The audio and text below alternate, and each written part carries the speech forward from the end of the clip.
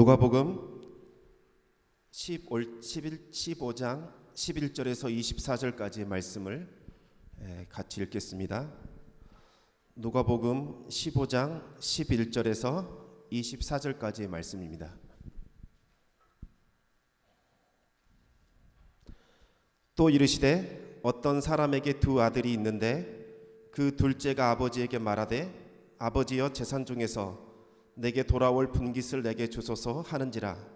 아버지가 그 살림을 각각 나눠 주었더니 그 후 며칠이 안 되어 둘째 아들이 재물을 다 모아 가지고 먼 나라에 가 거기서 허랑방탕하여 그 재산을 낭비하더니 다 없앤 후 그 나라에 크게 흉년이 들어 그가 비로소 궁핍한지라. 가서 그 나라 백성 중 한 사람에게 붙여 사니 그가 그를 들로 보내어 돼지를 치게 하였는데 그가 돼지 먹는 쥐엄 열매로 배를 채우고자 하되 주는 자가 없는지라. 이에 스스로 돌이켜 이르되 내 아버지에게는 양식이 풍족한 품꾼이 얼마나 많은가. 나는 여기서 주려 죽는구나. 내가 일어나 아버지께 가서 이르기를 아버지 내가 하늘과 아버지께 죄를 지었사오니 지금부터는 아버지의 아들이라 일컬음을 감당하지 못하겠나이다. 나를 품꾼의 하나로 보소서 하리라 하고 이에 일어나서 아버지께로 돌아가니라. 아직도 거리가 먼데 아버지가 그를 보고 측은히 여겨 달려가 목을 안고 입을 맞추니 아들이 이르되 아버지 내가 하늘과 아버지께 죄를 지었사오니 지금부터는 아버지의 아들이라 일컬음을 감당하지 못하겠나이다 하나 아버지는 종들에게 이르되 제일 좋은 옷을 내어다가 입히고 손에 가락지를 끼우고 발에 신을 신기라. 그리고 살진 송아지를 끌어다가 잡으라. 우리가 먹고 즐기자. 이 내 아들은 죽었다가 다시 살아났으며 내가 잃었다가 다시 얻었노라 하니 그들이 즐거워하더라. 아멘. 네, 반갑습니다. 날씨가 참 좋던데 꽃보다 이 예배가 좋아서 오신 여러분들을 주님의 이름으로 진심으로 환영합니다. 우리 옆 사람과 함께 인사했으면 좋겠습니다. 샬롬. 네, 또 샬롬.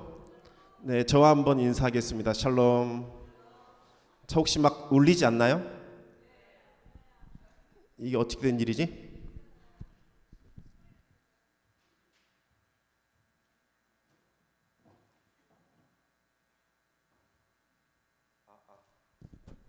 하나 둘. 이게 더 나은가요? 대답을 해주셔야 제가 알 수 있습니다. 이게 더 나은가요? 이걸로 할까요?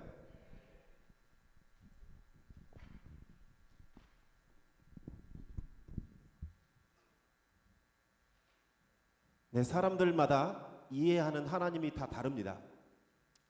어떤 사람은 심판하시는 하나님, 두려운 하나님에 대한 이미지를 갖고 있습니다.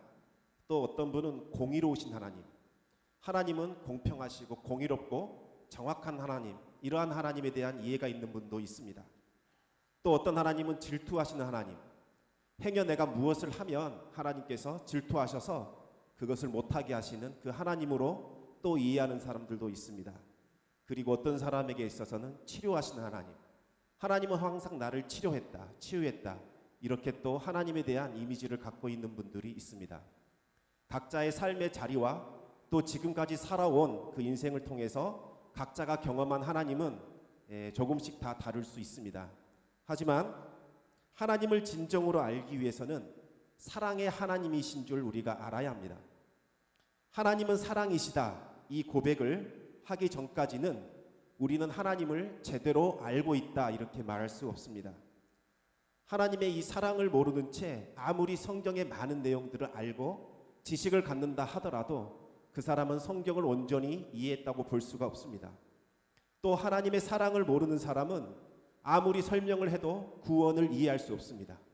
그저 구원을 행위에 대한 대가로 받아지는 어떠한 노력의 산물이라고 이렇게 생각할 수밖에 없습니다. 또 하나님의 사랑을 깨닫지 못하는 사람은 복음을 깨달을 수도 없고 또 다른 사람에게 설명할 수도 없습니다. 우리를 구원하는 기쁜 소식, 이 복음의 핵심, 복음의 진수는 바로 하나님의 사랑입니다. 예수님은 오늘 저희가 읽은 이 본문을 통해서 복음의 핵심을 드러내고 있습니다. 오늘 이 말씀을 통해서 하나님의 사랑을 깨닫고 또 복음을 새롭게 이해하기를 주님의 이름으로 진심으로 축원합니다. 먼저 이 말씀을 우리가 이해하기 전에 이 말씀이 어떤 상황에서 논의되고 있는지를 좀 알아야 합니다. 예수님이 말씀을 전하시는 곳에 많은 세리와 죄인들이 모여들었습니다. 그리고 가까이 와서 예수님의 말씀을 듣는 것을 보면서 이 바리새인들과 서기관들은 되게 못마땅했습니다. 불쾌했고 견딜 수 없는 모욕과 수치감을 느꼈습니다. 이 사람은 죄인을 영접하고 음식을 같이 먹는다, 이렇게 수군거리면서 비아냥댔습니다. 이 좋은 언어를 사용했기 때문에 수군거렸다고 하는 것이지, 실제로 이 분위기를 생각해 보면 큰 격분과 분노와 시비거리가 막 일어나서 씩씩대는 이 장면입니다. 이 당시 하나님을 경외하는 사람, 하나님을 높인다는 사람은, 이 경건한 사람은 자신을 부정한 것으로 더럽혀서는 안 되는 사람들이었습니다. 나를 구별해야 돼요. 정한 것, 깨끗함을 유지하지 않으면 하나님을 경외하는 사람이 아니었습니다. 부정한 것에 접촉하게 되면, 닿게 되면 그 부정한 것에 의해서 나도 부정해지기 때문에 성경에서 부정하다 기록된 것은 결코 해서는 안 됩니다. 무엇보다도 그 음식에 대한 규정이 까다로웠습니다. 먹어서는 안 된 음식, 이 부정한 음식은 먹어서도 안 될 뿐만 아니라 접촉해서도 안 되는 그러한 내용이었습니다. 그리고 이 식탁에 앉았을 때 부정한 사람들, 죄인들은 함께 자리에 앉아서는 안 됩니다. 왜냐하면 내가 앉는 이 자리에 부정한 사람들, 죄인들이 앉아 있으면 나마저도 부정하게 전염이 되어서 타락한 자로, 경건치 못하는 자로 여겨졌기 때문입니다. 부정한 사람이 있는 그 자리에 발을 들여놓는 것 자체가 부정한 행동입니다. 경건한 사람들은 자신들의 정결함을 지키기 위해서, 이 명예를 지키기 위해서 부정한 곳에는 얼씬도 하지 않았습니다. 하지만 예수님은 이 전통을 완전히 무시하고 정반대로 행동하셨습니다. 당시 가장 큰 죄인으로 여겨졌던 세리, 우리나라가 일제 치하에 우리나라의 세금을 거둬들이는 한국 사람을 생각하면 이해가 될 거예요. 매국노죠. 나라를 팔아먹은 하나님의 백성들을 등을 쳐서 그 사람들을 고통스럽게 하는 자들은 죄인 중에서도 죄인이었어요.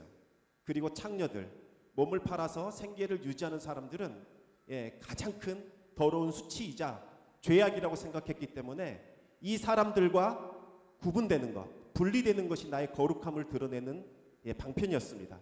그런데 예수님이 식사하는 이 자리에는 이 사람들로 넘쳐났던 거예요. 이 장면은 경건한 유대인들에게 충격이었습니다.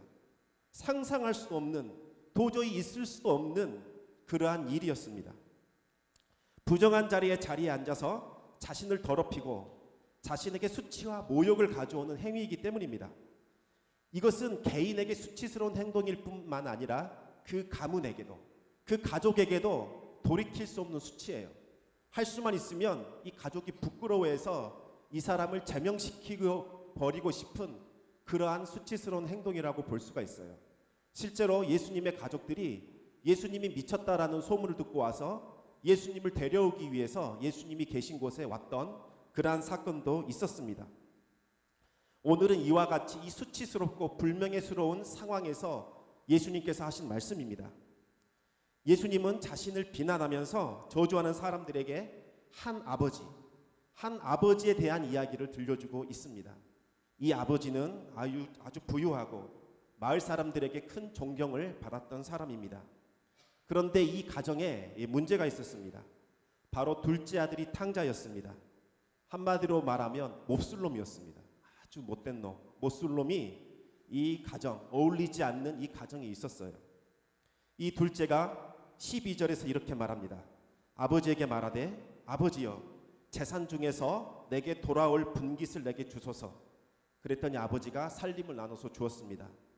둘째 아들이 아버지에게 내 몫을 미리 주십시오라고 요청하는 거예요.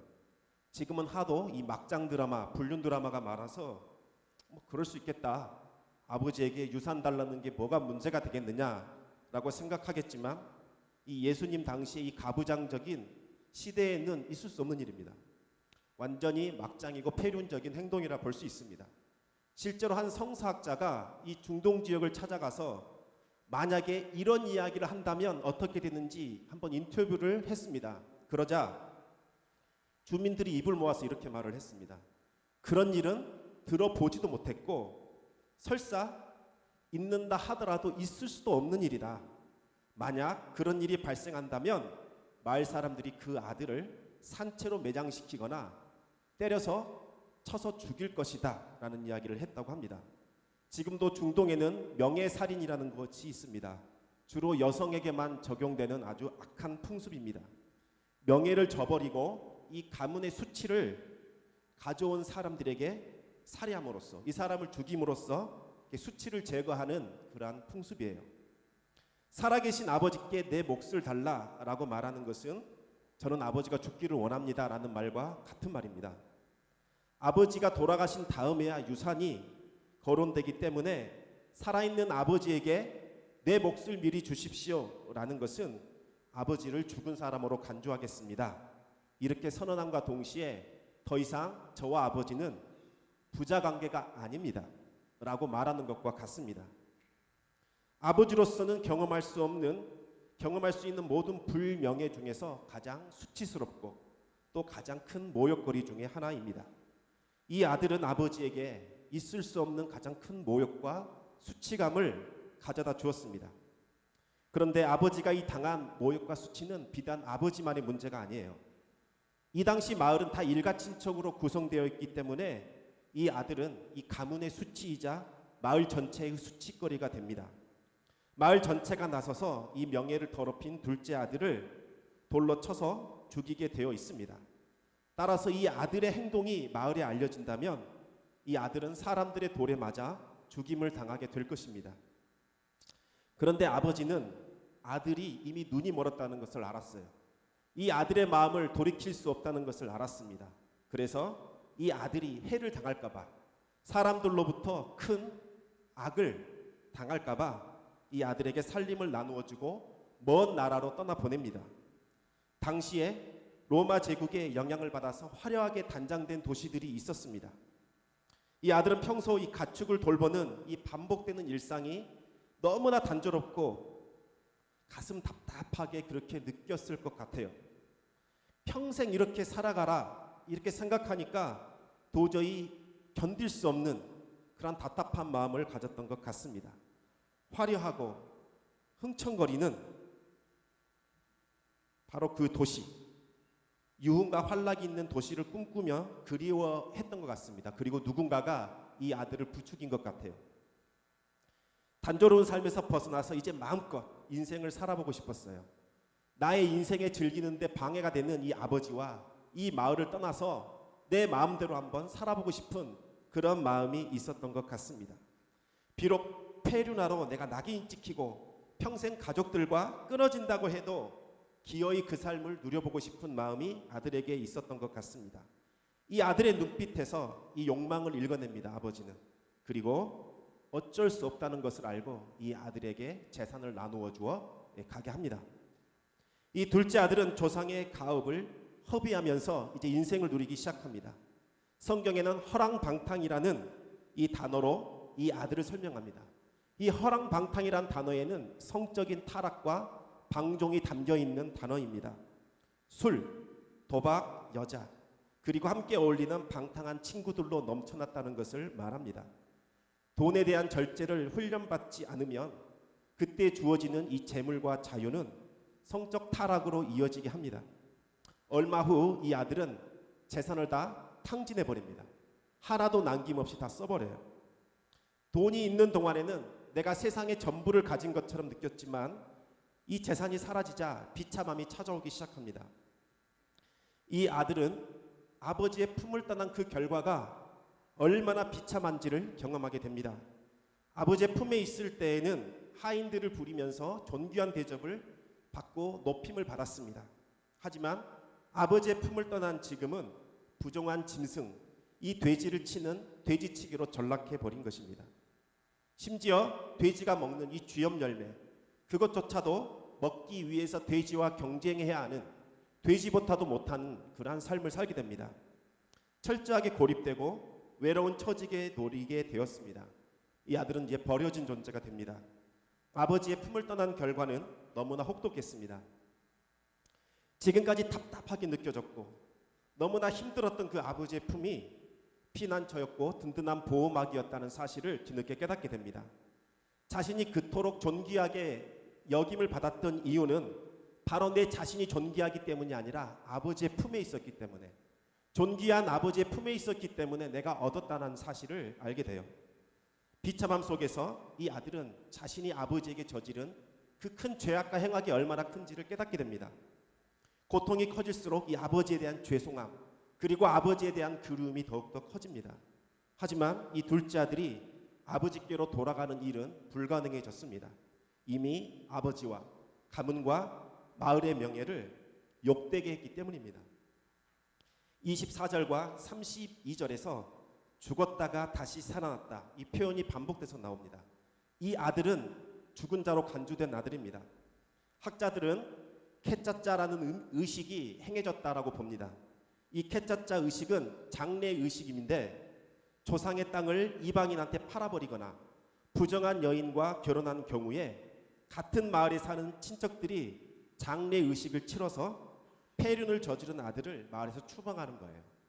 이 아들은 죽은 자예요. 마을에서 잊혀졌고 더 이상 이 마을의 일원이 아닙니다. 이미 죽은 아들로 간주되었습니다. 이 아들은 죽은 자식으로 간주되어 마을 사람들이 이미 장례 의식을 치렀던 것 같습니다. 이제 가문과 마을을 욕되게 한 이 둘째 아들은 죽은 아들로 간주되어 돌아가고 싶어도 돌아갈 수 없게 되었습니다. 보복을 당하게 되고 심할 경우 돌에 맞아 죽게 됩니다. 이 아들은 이러지도 저러지도 못한 그 상황에 놓여 있습니다. 하지만 이 아들은 맞아 죽더라도 아버지께로 돌아가는 그 길을 선택합니다. 지금 처지가 내 일반이기 때문입니다. 이 수치스러움, 이 모욕감, 이것이나 가서 맞아 죽으나 똑같다는 생각을 합니다. 하지만 내 아버지에게서 한 가닥 희망을 발견합니다. 인자하신 내 아버지, 그 아버지의 품에 들어가면 행여 종들의 하나 정도로는 사용해 주지 않을까. 지금 이 처지보다는 아버지의 품꾼이나 아버지의 종 중에 하나라도 날 삼아주면 너무나 좋겠다. 이 희망을 품고 아버지께로 돌아가기로 결정을 합니다. 그리고 이제 해야 할 말을 부지런히 연습합니다. 만나면 뭐라 말할까 또 연습합니다. 아버지요, 하나님께 제가 죄를 지었습니다. 더 이상 저는 아버지라 부를 수도 없습니다. 다만 저에게 은혜를 베풀어 주십시오. 아버지, 노예나 품꾼으로 저를 사용해 주십시오. 이 말을 계속 연습합니다. 또 연습합니다. 계속해서 반복하며 연습하면서 이제 죽음을 각오하고 아버지의 집으로 돌아옵니다.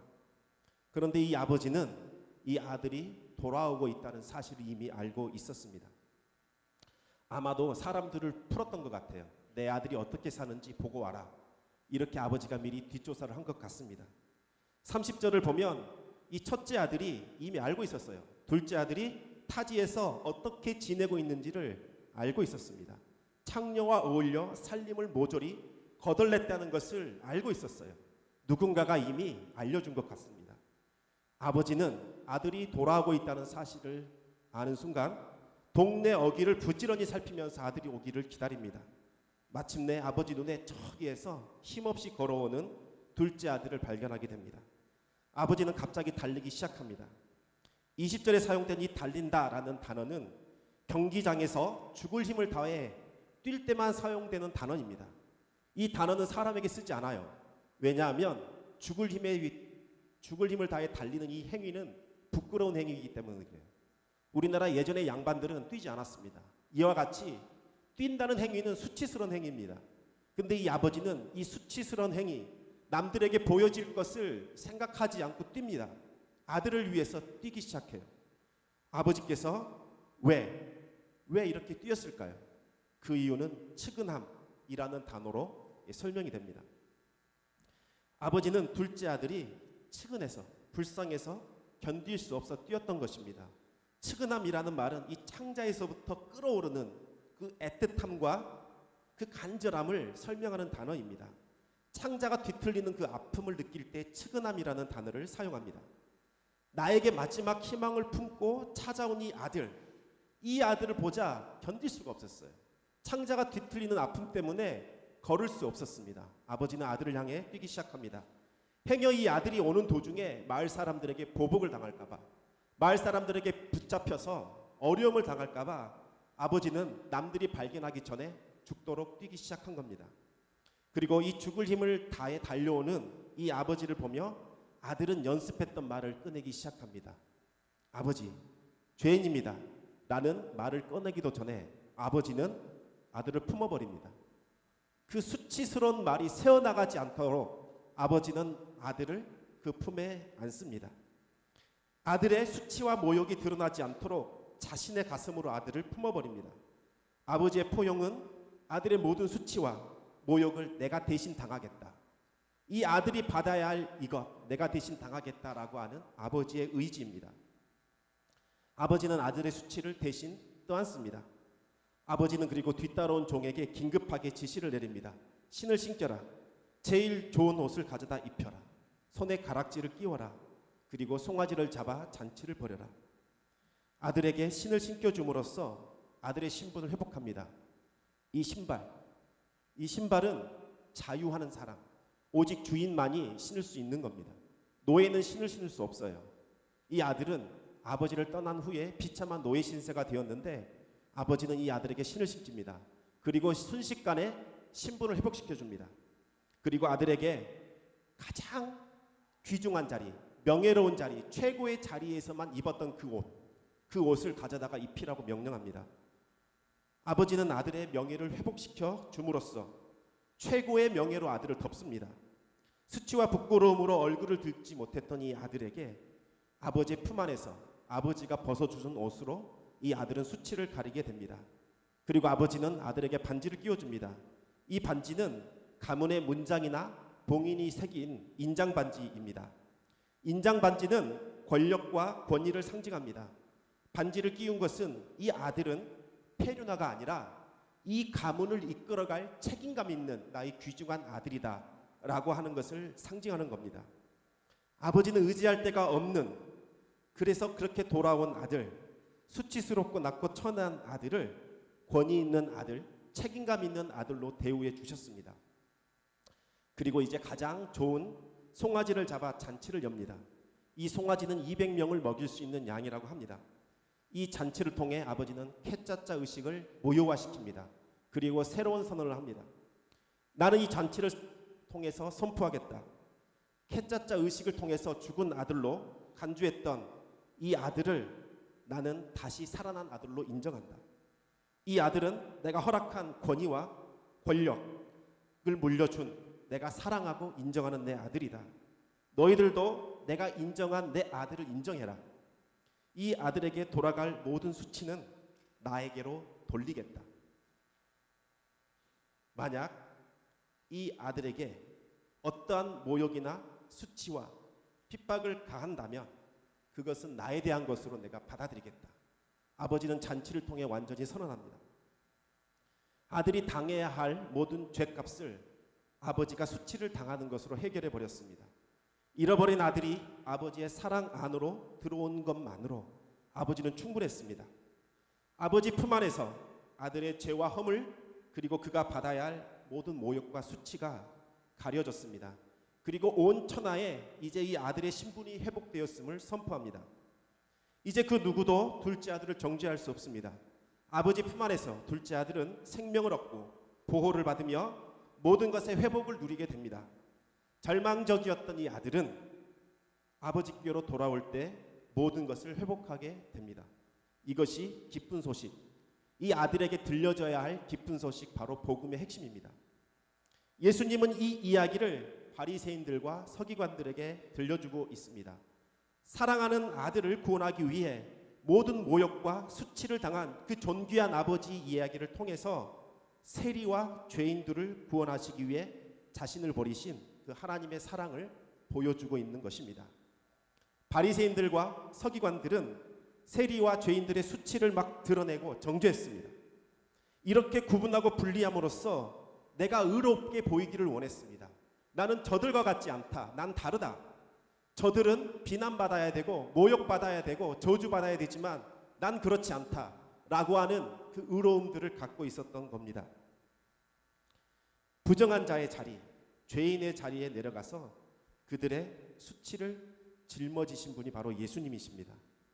예수님은 세리와 죄인들의 그 자리, 수치스러운 자리로 내려가서 그들과 같이 되셨습니다. 선행을 베푸신 게 아니에요. 돈을 주고 마음의 위로를 한 게 아니라 그 자리로 내려가셔서 그 자리에서 함께 하셨습니다. 십자가는 조금 더 나아갑니다. 모든 죄인들이 짊어져야 할 저주의 자리, 아주 흉악한 자리, 비참한 자리, 처참한 자리로 예수님이 내려가신 거예요. 그리고 그 자리에 있어야 할 우리가 영광의 자리, 아들의 자리, 존귀한 자리로 올라가게 됩니다. 십자가에서 자리의 교환이 일어납니다. 모든 모욕과 수치와 저주는 예수 그리스도께로 향하고 우리는 영광과 존귀와 모든 권세를 얻는 그 자리로 우리는 가게 됩니다. 이것이 바로 복음입니다. 이것이 바로 성경이 우리에게 말하고 있는 하나님의 사랑입니다. 우리가 해야 할 일은 둘째 아들과 같이 돌이키는 겁니다. 재빨리 나의 비참함을 깨닫고 나의 수치를 깨닫고 나의 이 모든 수치를 가려줄 수 있는, 나를 덮을 수 있는 이 하나님께로 방향을 돌이키는 것, 방향을 돌이키는 것을 회개라고 합니다. 회개는 감정적으로 슬퍼하는 것을 회개라고 하지 않아요. 나의 비참한 상황을 빨리 깨닫고 이제 하나님께로 방향을 돌리는 것, 이것이 회개입니다. 그리고 믿음은 나를 보지 않고 나의 상황을 보지 않고 오직 하나님 한 분만 바라보며 그것을 향하여 나아가는 것을 믿음이라고 합니다. 믿음은 방향입니다. 하나님을 향하여 나아가는 걸음을 믿음이라고 합니다. 수많은 수치와 정죄감들이 둘째 아들을 괴롭혔을 겁니다. 무슨 낯짝으로 네가 무엇을 했기 때문에, 무엇을 했기에 감히 자비를 구하느냐, 은혜를 구하느냐 라는 정죄감이 계속해서 들려옵니다. 하지만 둘째 아들은 아버지만 바라보고 갑니다. 아버지 품 안에서 희망을 찾아 그걸 향해 걸어갑니다. 이것이 믿음입니다. 오늘 하나님께서 우리에게 요구하시는 믿음은 그거예요.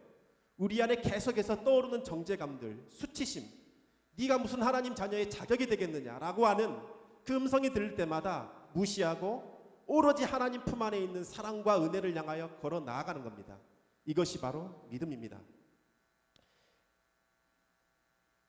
사랑하는 청년 여러분, 하나님은 우리의 수치와 부끄러움을 가려주시는 분이십니다. 회개는 나의 비참한 처지를 깨닫고 하나님께로 방향을 트는 것을 회개라고 합니다. 믿음은 하나님을 바라보며 나아가는 것을 말합니다. 이 믿음의 행위는 여러분을 결코 부끄럽게 하지 않을 겁니다. 하나님을 향하여 믿음을 갖고 나아가는 사람을 하나님은 결코 실망시키지 않습니다. 히브리서는 이렇게 말합니다. 믿음이 없이는 기쁘시기 못하나니 하나님께 나아가는 자는 반드시 그가 계신 것과 자기를 찾는 자들에게 상 주시는 이심을 믿어야 할지니라.